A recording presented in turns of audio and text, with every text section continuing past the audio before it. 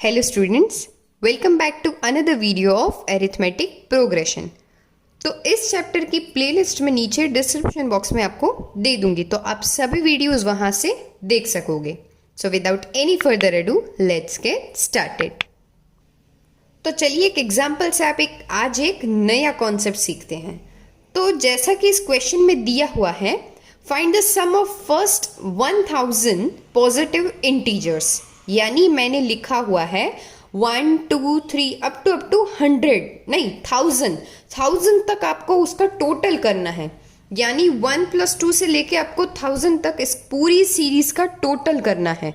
तो अगर हमारे पास कोई फॉर्मूला ना हो तो 1 2 सबको टोटल करके अगर हम कैलकुलेटर भी लेके बैठे ना तो शायद बहुत टाइम चला जाएगा। तो इसके लिए हमारे पास एक बहुत अच्छी सी फॉर्मूला है, तो चलिए वो फॉर्मूला चेक करते हैं।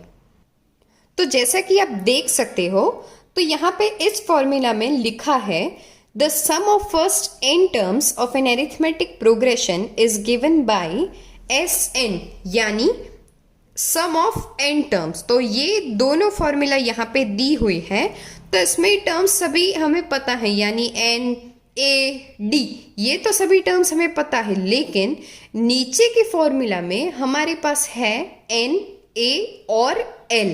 तो L जो है उसका मतलब है लास्ट टर्म, यानी AN भी कह सकते हैं हम। तो इन दोनों में से फॉर्मूला कोई भी आप यूज कर सकते हो, पर पॉसिबिलिटीज ये है कि अगर आपके पास पूरी nth टर्म अवेलेबल हो, यानी लास्ट टर्म हो, तो आप सीधा इस फॉर्मूला को यूज कर सकते हो। नहीं तो अगर आपके पास nth टर्म नहीं दी गई, लास्ट टर्म नहीं पता आपको, तो आप इस फॉर्मूला का यूज कर सकते हो। तो चलिए अब हम हमारा ओरिजिनल क्वेश्चन सॉल्व करते हैं। तो हमारे इस क्वेश्चन में मुझे लास्ट टर्म जो है मेरी पता है, यानी द लास्ट टर्म 1000 वो मुझे पता है, तो ऑब्वियसली मैं छोटी वाली फॉर्मूला ही यूज करूंगी। तो चलिए, जैसा कि मैंने इस फॉर्मूला लिखा हुआ है, तो इसमें सभी टर्म्स हमारी डाल देते हैं। तो सबसे पहले जो है वो टोटल नंबर ऑफ टर्म्स, तो आपको देख के ही पता चल जाएगा 1 2 से लेके 1000 तक टर्म्स हैं, यानी टोटल नंबर ऑफ टर्म्स कितनी हो गई मेरे पास, obviously 1000. So n will be 1000 by 2. a हो जाएगा हमारा फर्स्ट टर्म, यानी जो है 1, और लास्ट टर्म, और यहाँ पे l की वैल्यू जो है वो है 1000। तो जब हम इसे सॉल्व करेंगे 1000 मल्टीप्लाइड बाय 1001 ऑन 2, तो मुझे आंसर मिल रहा है 50050, यानी जब भी हम 1000 टर्म्स तक का टोटल करें तो उसका आंसर हमें मिलेगा 5,05,000। तो चलिए, ये तो बहुत बेसिक सा तो क्वेश्चन था, तो थोड़ा हार्ड एग्जाम्पल डिस्कस करते हैं। तो चलिए एक और एग्जाम्पल लेते हैं। The first and last term of arithmetic progression are 17 and 350 respectively। यानी चलिए डेटा कलेक्ट कर लेते हैं। A जो है हमारा 350 और लास्ट टर्म जो है वो है 350। तो अगर if common difference is 9, यानी D की वैल्यू जो है वो है 9, how many terms are there, यानी n की वैल्यू हमें फाइंड करनी है, टोटल नंबर ऑफ टर्म्स कितने हैं, एंड व्हाट इज द सम, और जो उनका सम है वो भी हमें फाइंड करना है।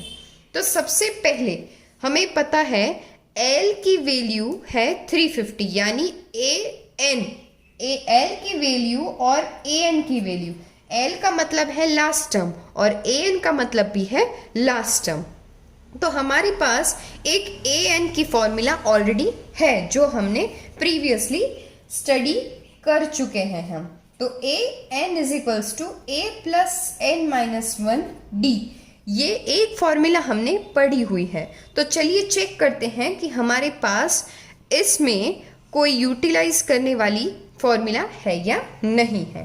तो an की वैल्यू जो है वो है मेरे पास 350, a की वैल्यू है 17 और n की वैल्यू तो हमें फाइंड करनी है। तो इस इक्वेशन को अगर मैं सॉल्व करूं तो मुझे n की वैल्यू इजीली मिल सकती है। तो चलिए सॉल्व करते हैं।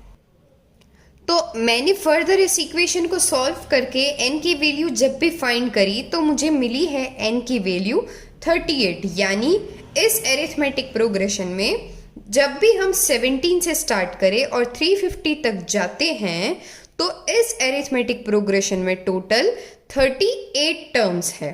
तो अब हमें फर्दर क्या फाइंड करना है, इन 38 टर्म्स का टोटल फाइंड करना है। यानी 17 से लेके जो भी टर्म्स हमें 350 तक मिल रही है तो उन सभी टर्म्स का टोटल फाइंड करना है। तो जैसा मैंने कहा था अभी, जब भी आपके पास फर्स्ट टर्म और लास्ट टर्म हो तो सबसे छोटी वाली फॉर्मूला जो है वो सबसे इजी रहेगी। तो चलिए हम इस फॉर्मूला में हमारे पास जो भी टर्म्स है उसे सब्सटीट्यूट करके सम ऑफ उन एन टर्म्स का टोटल फाइंड करते हैं। यानी sum of 38 terms is equals to n की वैल्यू जो है वो 38 और फर्स्ट टर्म की value 17 and the last term is 350। तो फर्दर जब हम इसे सॉल्व करते हैं तो मुझे फर्दर सॉल्व करके इसका आंसर मिला है 6973। चलिए एक और एग्जाम्पल लेते हैं। तो चलिए एग्जाम्पल को सॉल्व करते हैं। A contract on construction job specifies a penalty for delay of completion beyond a certain date as follows। यानी कि एक कंस्ट्रक्शन जॉब में एक कॉन्ट्रैक्ट है जिसमें एक स्पेसिफिक पेनल्टी है। सपोज हम डिसाइड करते हैं कि इस तारीख तक पूरा काम खत्म हो जाना चाहिए, तो अगर वो काम खत्म नहीं होता तो उसके लिए एक स्पेसिफिक पेनल्टी है जो कि है इस तरह से। अगर एक दिन से अगर लेट हो काम तो उसका चार्ज है पेनल्टी का, वो है 200 रुपीज़। और अगर कंप्लीट होने से सेकेंड डे अगर हो जाए तो उस काम को ख़त्म होने में अगर 2 दिन हो जाए और एक्स्ट्रा 2 दिन तो उसका चार्ज होगा 250 रुपीज़। और थर्ड डे अगर हो जाए यानी काम ख़त्म होने के बाद का तीसरा दिन, यानी अगर काम 3 दिन से लेट हो जाए तो उसकी पेनल्टी होगी 300 रुपीज़ एंड सो ऑन। यानी हम देख सकते हैं कि पेनल्टी जैसे जैसे एक एक दिन बढ़ता जाता है तो 50 रुपीज़ उस पेनल्टी में ऐड होते जाते हैं। जैसा कि आप देख सकते हो, पहले था 200, हुआ फिर 250 and then 300। The penalty for each succeeding day being ₹50 more than the preceding day। यानी हर दूसरे दिन का पेनल्टी का चार्ज जो है 50 रुपीज़ से बढ़ता जाएगा। How much money the contractor has to pay as a penalty if he has delayed the work by 30 days. यानी कॉन्ट्रैक्टर को कितना पेनल्टी देना पड़ेगा अगर उसका काम 30 डेज से डिले होता है। तो चलिए इसे सॉल्व करते हैं। तो चलिए हमारे पास क्वेश्चन में से जो भी डेटा है उसे हम यूज करके सबसे पहले तो हम डेटा लिख लेते हैं। तो सबसे पहला दिन अगर लेट हो जाए तो पेनल्टी का चार्ज जो है वो है 200 रुपये। दूसरे दिन 50 रुपीज़ ऐड होकर हो जाते हैं 250 rupees. The further date the charge increases by 50 rupees again and hence हमारे पास हो जाएगी पेनल्टी 300 एंड सो ऑन। उसमें कहा है हर दूसरे दिन 50 रुपये बढ़ते जाते हैं। तो हमारे पास हम देख सकते हैं कि ये पूरी जो सीरीज मिल रही है उसमें कंसेक्यूटिव डिफरेंस 50 रुपीज़ है हर एक टर्म में।